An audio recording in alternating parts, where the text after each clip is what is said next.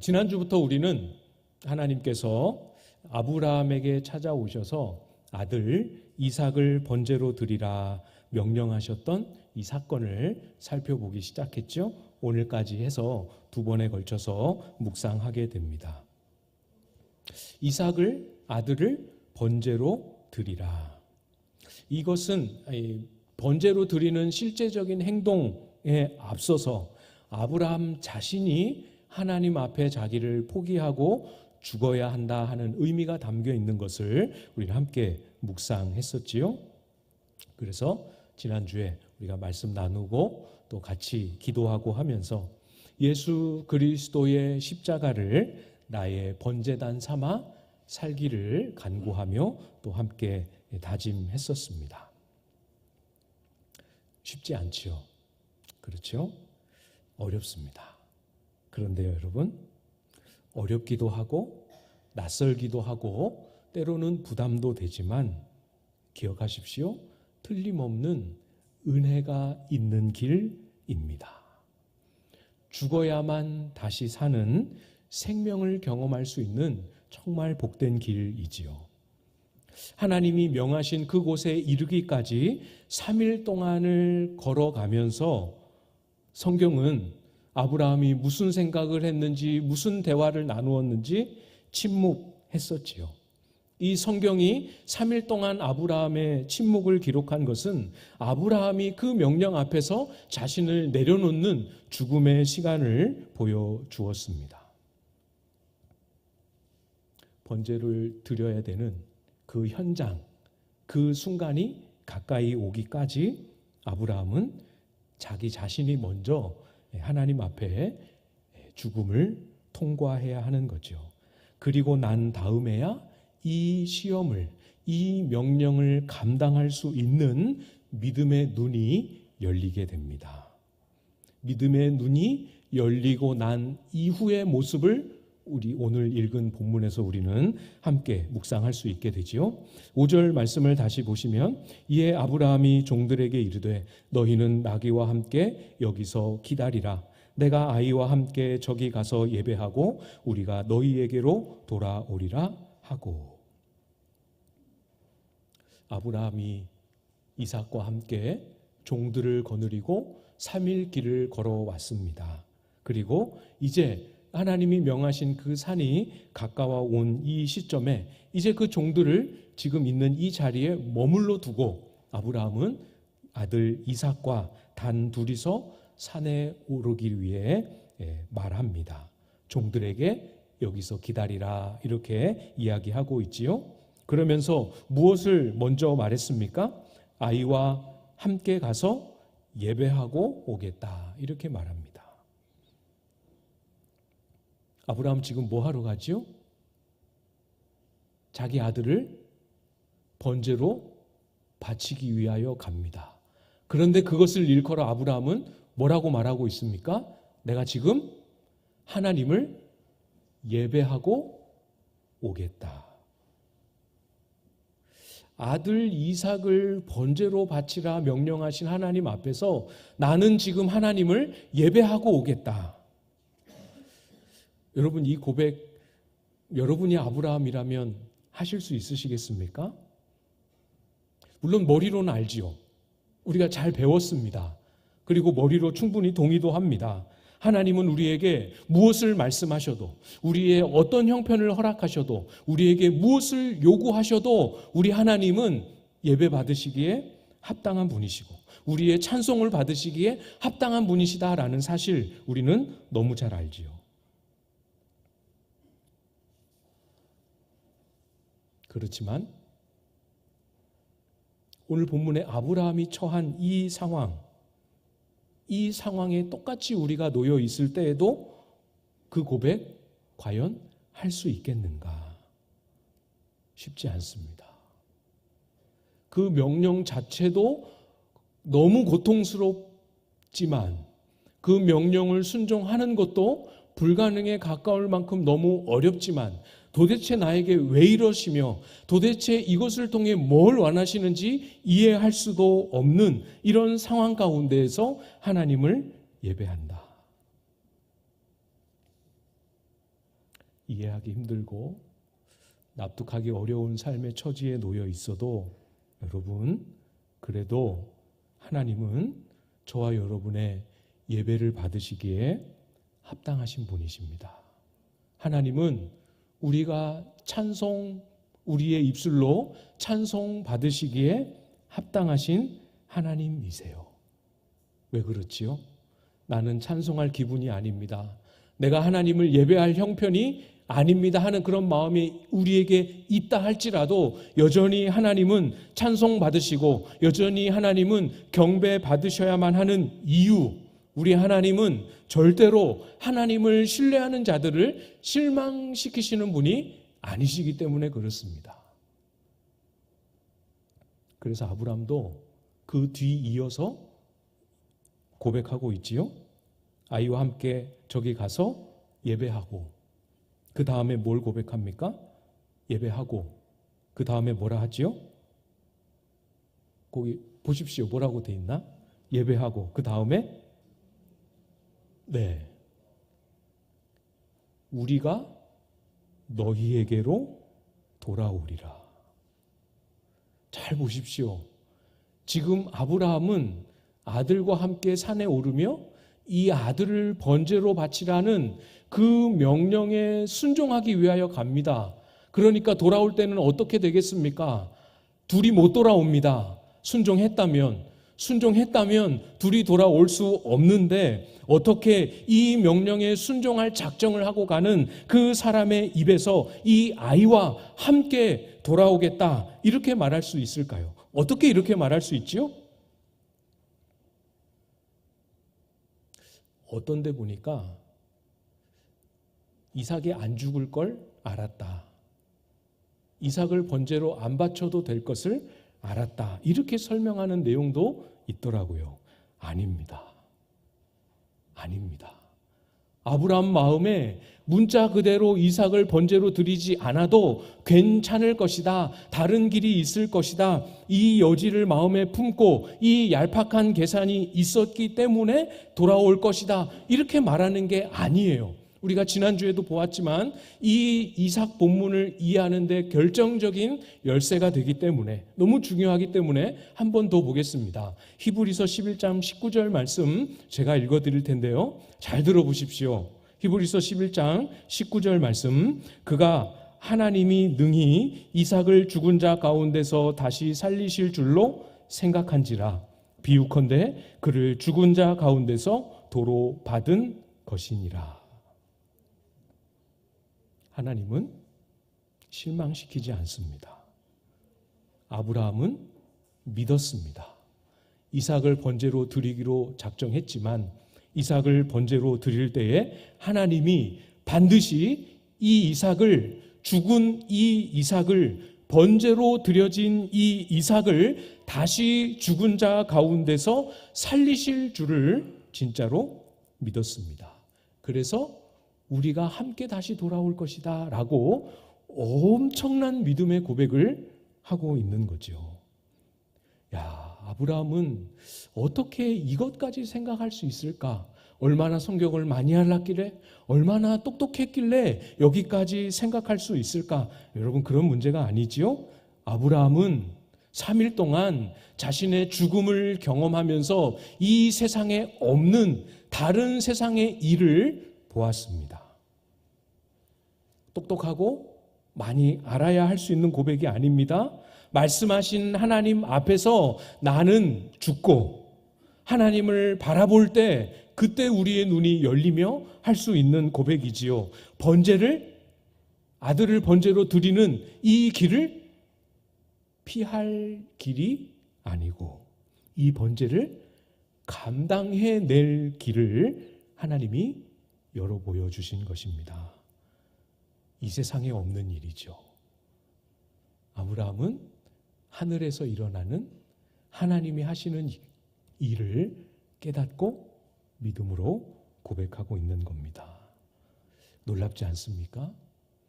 이 놀라운 은혜가 여러분 마음에도 사모해지십니까? 나는 죽고 하나님만을 바라보는 일. 여러분, 두려워하지 마십시오. 두려워하지 마십시오. 하나님은 절대로 우리를 실망시키지 않으십니다. 참 많이 두렵지요. 그래서 정말 많은 사람들이 딱 이 지점에서 딱 5절까지 와서 멈추어 버립니다. 나는 죽고 하나님을 바라보는 일, 그렇기 때문에 주님이 말씀하신 그 명령의 끝자락까지 가는 일을 두려워하여 멈춥니다. 부활은 믿지만 다시 살리실 줄 믿는다라고 사도신경 하면서 무수히 우리의 입술로 고백은 하지만 죽음의 길로 가려고 하지는 않습니다. 번제를 드리라고 말하신 그 명령 앞에서 번제를 드리는 이것은 자꾸 빼놓고 싶어하고 이렇게 치우고 생각하고 싶어하고 빨리 뒤로 넘어가서 하나님이 준비하신 것, 하나님이 예비하신 순양, 이것만 먼저 빨리 보는 것을 좋아하는 것. 그것이 오늘 이 시대의 많은 그리스도인들이 넘어지고 있는 유혹 아니겠습니까? 여러분, 피할 수 없습니다. 아브라함은 우리가 함께 다시 돌아올 것이다 라고 믿음으로 고백하면서도 번제할 준비는 다 합니다. 본인이 해야 할 일은 다 합니다. 6절이지요. 아브라함이 이에 번제의 나무를 가져다가 그의 아들 이삭에게 지우고 자기는 불과 칼을 손에 들고 두 사람이 동행하더니 번제에 필요한 준비물을 다 챙겼습니다. 나무, 땔감이지요. 불을 지펴야 되는 거지요. 칼, 이삭의 생명을 취하기 위해서 모든 것을 다 준비해서 갑니다. 하나님이 살리실 줄은 정확하게 믿었지만 그 살리시는 하나님의 기적은, 살리시는 하나님의 은혜는 언제 온다고 믿었던 거예요? 언제 와요? 이삭이 죽은 후에. 죽음을 피할 수 없었습니다. 잘 기억하십시오. 우리의 신앙에 꼭 간직해야 할 중요한 원리입니다. 하나님을 믿고 신뢰하며 하나님을 붙든다고 해서 우리의 인생의 걸음걸음에 만나는 고통 자체가 사라지지 않습니다. 그렇지요? 감당할 힘을 주시는 거죠. 아마 여기 계신 대부분의 성도님들은 아실 거예요. 결말이 어떤지, 이 사건의 결말이 어떠한지 아실 것 같아요. 이삭이 죽습니까? 안 죽습니까? 네, 이삭은 안 죽습니다. 아브라함이 모든 준비를 갖추고 이삭을 향하여 칼을 번쩍 들었을 때 하나님의 사자가 찾아와 급히 아브라함을 멈추게 하십니다. 그래서 이삭이 실제로 생명을 잃어버리는 순간은 피하게 됩니다. 그렇지만 아브라함의 마음에서는, 아브라함의 심령 속에서는 이미 이삭을 완전히 그대로 번제로 드렸습니다. 여러분, 그 내용이 계속해서 자세하게 기록되고 있지요. 8절을 보시겠어요? 8절 여러분이 한번 읽어주시겠습니다. 8절입니다. 시작.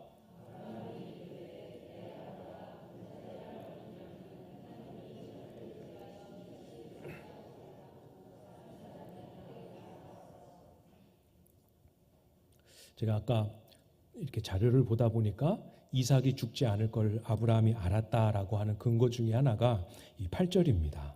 하나님, 이삭이 물어본 거예요. 번제할 제물, 양이 어디 있습니까? 그때 아브라함이 대답합니다. 번제할 어린 양은 하나님이 자기를 위하여 친히 준비하시리라. 하나님이 준비하실 것을 고백합니다. 실제로 뒤에 가보면 하나님이 이미 순양을 준비해 놓으셨어요. 근데 잘 보십시오.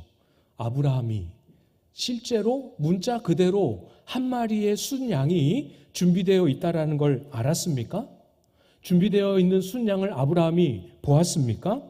아닙니다.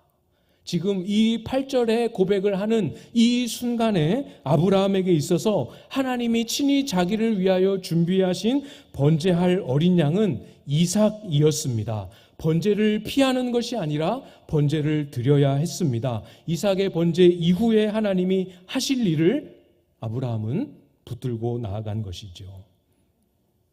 절차에 따라, 순서에 따라 아브라함은 번제할 준비를 진행합니다. 9절이지요. 하나님이 그에게 일러주신 곳에 이른지라. 이에 아브라함이 그곳에 제단을 쌓고 나무를 버려놓고 그의 아들 이삭을 결박하여 제단 나무 위에 놓고. 3일길은 다 생략했는데 이 번제를 준비하는 과정은 매우 천천히 자세하게 다 기록해주고 계시지요. 하나도 빼놓지 않고 하나도 한순간도 지체하지 않고 아브라함은 번제의 과정을 전부 다 준비했습니다. 10절에 보면 마지막까지 갑니다. 끝까지 갑니다. 손을 내밀어 칼을 잡고 그 아들을 잡으려 했다 기록합니다. 이 10절에서 우리가 딱 멈추어 서 보십시다. 한번 여쭤볼게요. 이때 칼을 들어서 이삭을 향하여 칼을 내리치려고 했던 이 아브라함의 마음은 어떤 마음이었을까요? 하나님께서 이 번제를 멈추게 하시고 이삭을 죽지 않도록 막으실 것을 예상하고 계획하고, 그래서 이삭을 안 죽이실 걸 알지만 명령에 순종하기 위하여 이삭을 죽이는 신용을 했겠습니까? 언젠가 하나님이 멈추실 거야 하는 것을 예측하고 천천히 하나님 언제 멈추시겠습니까? 이때 멈추시겠습니까? 하며 이삭을 번제로 드리는 신용만 했겠습니까? 아니지요. 칼을 들었을 때 그 전에 이미 아브라함의 마음속에서는 이삭을 떠나 보냈습니다. 이미 3일 길을 오면서 아브라함 자신도 죽었습니다. 마음에서 이삭을 진짜로 포기했고 정말로 하나님이 이 아이를 다시 살리실 것을 믿음으로 온전히 주님 앞에 나아가고 있는 거죠. 이겁니다, 여러분. 우리의 행함은 여기까지 가야 돼요. 우리에게 아들을 바쳐라 이렇게 말씀하시지는 않지만 우리에게 하나님이 명령하신 그 말씀에 하나하나 여러분 순종해 보려고 해보십시오. 수많은 유혹들, 수많은 타협점들이 중간에 우리의 마음을 치고 들어옵니다. 우리의 행함이 끝까지 하나님이 명령하신 그 말씀의 끝자락까지 가서 닿아야 합니다. 거기까지 가야, 그 끝자락에까지 가서 닿아야 하나님이 준비해 놓으신 것을 만날 수 있습니다. 거기까지 가야 합니다. 마음에 생채기가 남아도, 내 삶이 뭉개지는 것 같아도, 내가 더 많은 것을 허비했을 때 내가 허비한 이것이 다시 채워지지 못할 것 같은 그런 두려움이 있을지라도 이 끝까지 가서 하나님이 말씀하신 끝자락에 우리의 행함이 닿아야 비로소 하나님이 예비하신 그 일을 만날 수 있지요. 이제 아브라함이 하나님이 예비하신 것을 만나는 순간을 오늘 본문은 보여주고 계시죠. 하나님이 사자를 보내셔서 이삭을 진짜로 죽이려고 하는 아브라함을 멈추십니다. 그리고 나서 하시는 첫 번째 말씀 12절에 있지요. 12절 말씀 우리 같이 한번 읽어보도록 하겠습니다. 12절 시작. 사자가 이르되 그 아이에게 내 손을 대지 말라. 그에게 아무 일도 하지 말라. 내가 내 아들 내 독자까지도 내게 아끼지 아니하였으니 내가 이제야 내가 하나님을 경외하는 줄을 아노라. 아멘. 아브라함이 아들, 노년에 100세에 얻은 그 아들을 아끼지 아니하였다 하는 것을 아셨습니다. 주의하셔야 돼요. 그전에는 모르셨다가 이 사건을 통해서만 알게 되셨다. 그런 의미로 봐서는 안 되겠지요.